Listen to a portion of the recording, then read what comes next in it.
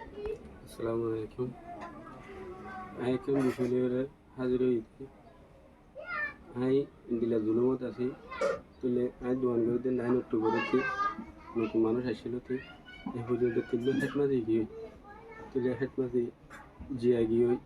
ইয়ার পরে ক্যান্সার টাকা মানুষ গিয়ে ইয়ার পরে হালাজো করিয়া গিয়ে তুই ইতারা যাব না তাই দোয়ান করে দিয়ে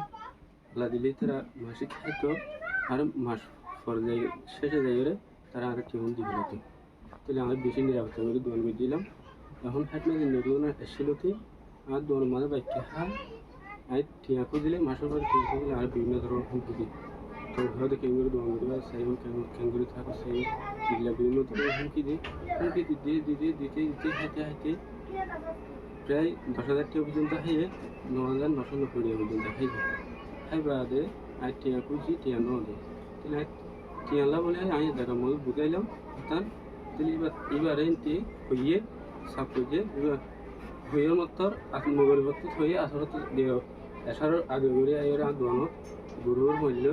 আর হুমকি দি তাহলে আর হাত খুঁজি লইয়ারে আর হাতা খুঁজি দিন ওদের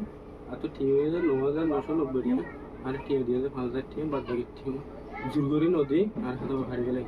হাত না ফাইতো টিয়া নদীলে নদী হাত না ফাইতো আর হাত আর দিব না টিয়া নদীলে নদী আমি হইতো দাদা তো আরো হুমকি দিয়ে গরুর মাইলে বিভিন্ন ধরনের বিরিয়ানি করে বাদে আর হতে এখন বিড়ি দিলে দে নইলে হয়তো তারা এখন তুমি নিবি দিলে হুমকি দিই আর তুই বিড়ি দিলে ভিতরে তাই ওনারা হাতে দিয়ে যাচ্ছে।